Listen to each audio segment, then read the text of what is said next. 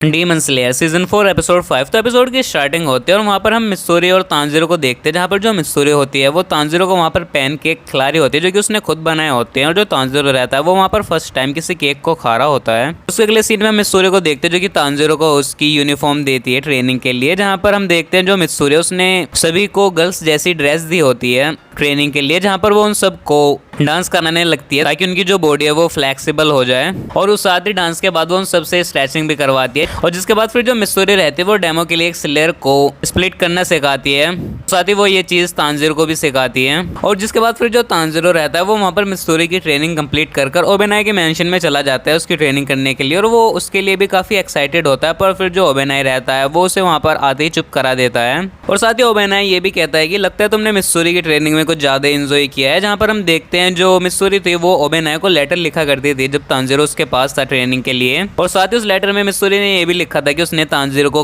कब टी पिलाए और कब उसे केक खिलाए, जो सुनकर जो ओबेनाई था वो पहले से ही गुस्सा था। और वहाँ पर तांजिरो को बिल्कुल भी समझ नहीं आ रहा होता है कि जो ओबेनाई है वो उससे गुस्सा क्यों है। उसके अगले सीन में फिर जो ओबेनाई रहता है वो उसे अपने ट्रेनिंग फील्ड पे ले जाता है, जहाँ पर वो देखता है कि बाकी सारे स्लेयर्स बंधे हुए होते हैं। और जहाँ पर ओबेनाई तांजिरो से कहता है कि उसे यहाँ पर तलवारबाजी की प्रैक्टिस करनी होगी इनके बीच, जहाँ पर तांजिरो पूछ रहा होता है कि इन्हें ऐसे क्यों बांधा हुआ है, कि इन्होंने कोई जुल्म किया है। जहाँ पर ओबेनाई बताता है कि हाँ, इन्होंने मेरा टाइम वेस्ट किया और अपनी ट्रेनिंग कंप्लीट नहीं करी, इसलिए मैंने इन्हें बांध कर रखा है। जहाँ पर ओबेनाई बताता है कि उसे स्लेयर्स के बीच में बने टारगेट के ऊपर वार करना है, जहाँ पर ओबेनाई उसे एक बार कर दिखाता है। और ओबेनाई काफी फास्ट होता है, जिसके बाद फिर वो तांजिरो को करने के लिए कहता है। और साथ ही तांजिरो से वहाँ पर फाइट भी करता है, पर जो तांजिरो रहता है वो काफी स्लो होता है वहाँ पर, और किसी भी स्लेयर को न लग जाए, तांजिरो इसी बात का ध्यान दे रहा होता है, इस वजह से वो इतना स्लो होता है वहाँ पर। और जिसके बाद हम ओबेनाई को देखते हैं जो कि तांजिरो के साथ वहाँ पर फाइट कर रहा होता है, पर जो उसकी स्वॉर्ड रहती है वो आराम से उन टारगेट को हिट कर रही थी। और साथ ही तांजिरो को एक बार हरा भी दिया होता है, पर फिर जो तांजिरो रहता है वो वार भी वहाँ पर सोच कर रहा होता है कि किसी स्लेयर को ना लग जाए उससे। और वहाँ पर शाम हो जाती है और जो तांजिरो रहता है वो एक बार भी वहाँ पर ओबेनाई को हरा नहीं पाता। और जिसके बाद सारे स्लेयर्स को वहाँ पर खोल दिया जाता है, जहाँ पर स्लेयर्स इनकी सांस लेते हैं। पर फिर जो तांजिरो रहता है वो तभी भी ट्रेनिंग कर रहा होता है, और तांजिरो को देखकर बाकी स्लेयर भी वहाँ पर ट्रेनिंग स्टार्ट कर देते हैं। जिसके बाद फिर वो एक हॉट वाटर की बात लेते हैं, और वो काफ़ी इंजर्ड थे इसलिए उन्हें वहाँ पर काफ़ी पेन भी फील हो रहा होता है बात लेते हुए। और उसके अगले सीन में हम देखते हैं नेक्स्ट डे वहाँ पर जो तांजिरो रहता है वो दोबारा अपनी ट्रेनिंग स्टार्ट करता है, पर तांजिरो अभी भी काफ़ी स्लो था। और ऐसे ही वहाँ पर तांजिरो को 3-4 दिन बीत जाते हैं। और साथ ही तांजिरो फिर ये बात सोचता है कि अगर वो किसी डीमन से लड़ेगा तो उसे आसपास ध्यान नहीं देना है, उसे सिर्फ अपने टारगेट पर ध्यान देना है। और ऐसा ही सोचकर फिर जो तांजिरो रहता है वो ओबेनाई के ऊपर ध्यान देता है और अपने वार करना स्टार्ट करता है। और जहाँ पर हम देखते हैं जो तांजिरो रहता है वो एट द एंड एक अटैक में कामयाब हो जाता है फाइट में ओबेनाई के साथ। जिसके बाद फिर जो ओबेनाई रहता है वो वहाँ पर उससे बाहर बुलाता है और कहता है तुम्हारी ट्रेनिंग अब खत्म हुई। और जिसके बाद फिर तांजिरो से गुड बाय बोलता है, पर वहाँ पर ओबेनाई कहता है कि बाहर में जाओ कचरे के डिब्बे। और साथ ही उससे कहता है कि तुम मित्सुरी से दूर रहना। जिसके बाद फिर जो तांजिरो रहता है उसे पता नहीं चलता कि ओबेनाई ऐसा बिहेव क्यों कर रहा है। जिसके बाद फिर जो तांजिरो रहता है वो वहाँ से चला जाता है सानेमी की ट्रेनिंग के लिए। और जैसे वो जा रहा होता है उसे रास्ते में वहाँ पर जेनेत्सु मिलता है, जो कि तांजिरो से कह रहा होता है कि वो उसकी मदद करे, वो बड़ी मुश्किल से वहाँ से भाग कर आया है। और तभी वहाँ पर सानेमी आ जाता है और उसका सिर पकड़ लेता है, और साथ ही उससे कहता है कि या तो ट्रेनिंग करो मेरे हाथों मारे जाओ। जहाँ पर जेनेत्सु कहता है कि मुझ पर थोड़ा रहम करो। और जिसके बाद फिर जेनेत्सु वहाँ पर अपनी बड़बड़ स्टार्ट कर देता है, पर वहाँ पर फिर जो सानेमी रहता है वो उसे एक चॉप मारकर वहाँ पर बेहोश कर देता है। और साथ ही तांजिरो से कहता है उसे उसके पीछे उठा के लाने के लिए। और साथ ही तांजिरो वहाँ पर सानेमी को भी अच्छी तरीके से ग्रीट करता है, पर सानेमी कहता है कि मैं सामने ज़्यादा बनो मत, तुम्हें पता है ना मैं तुम्हें पसंद नहीं करता। जहाँ पर तांजिरो कहता है कि उसमें क्या, मैं भी तुम्हें पसंद नहीं करता क्योंकि तुमने कई बार नज़ुको को स्टेप किया था। और इतना ही कहकर वहाँ पर तांजिरो आगे बढ़ता है, और जो सानेमी रहता है वो वहाँ पर गुस्से में लाल हो जाता है। जिसके बाद हमें फिर सानेमी की ट्रेनिंग का सीन दिखाया जाता है, जहाँ पर सानेमी सभी स्लेयर्स को उससे फाइट करने के लिए कहता है, और वो जब तक नहीं रुकता था जब तक कोई स्लेयर वहाँ पर बेहोश ना हो जाए या फिर वो काफ़ी ज़्यादा इंजर्ड ना हो जाए। और इसे देखकर तांजिरो वहाँ पर समझ जाता है कि जो जेनेत्सु था वो यहाँ से क्यों भागा था। और साथ ही वो सोच रहा होता है कि इससे बढ़िया तो ओबेनाई की ही ट्रेनिंग थी, वो कम से कम ब्रेक तो देता था। और साथ ही जिसके बाद जब जेनेत्सु को होश आता है तो वो तांजिरो की तरफ गुस्से में देख रहा होता है। जिसके बाद फिर जब तांजिरो वहाँ पर ट्रेनिंग कर रहा होता है सानेमी के साथ, तो सानेमी उसकी पूरी बुरी हालत कर देता है और उसका पूरा चेहरा ही बिगाड़ देता है फर्स्ट डे ही। और उसके अगले सीन में हम गान्या को देखते हैं जो कि वहाँ पर अपने बड़े भाई यानी सानेमी से बात करने की कोशिश कर रहा होता है, और ये चीज़ तांजिरो वहाँ पर सुन लेता है।